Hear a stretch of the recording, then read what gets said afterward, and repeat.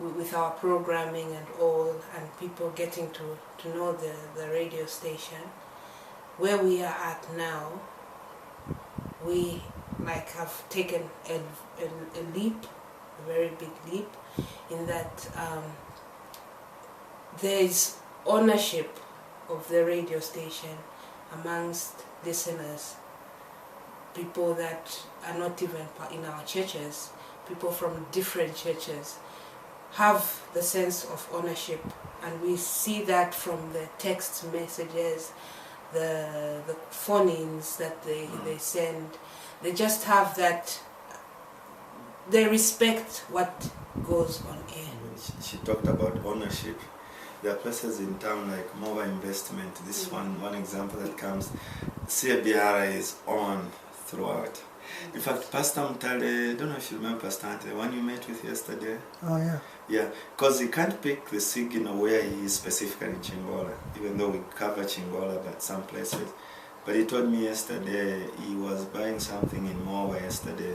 On his way coming here, he listened to CBR. And that's one place I know, I mean, the radio is on throughout. I mean, you have places like Sokone.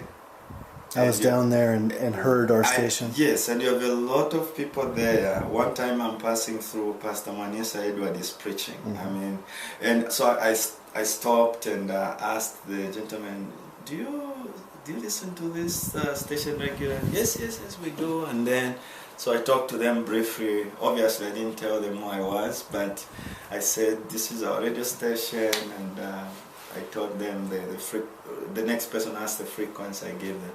Yeah, so when she talks about ownership, there are places right now it is known.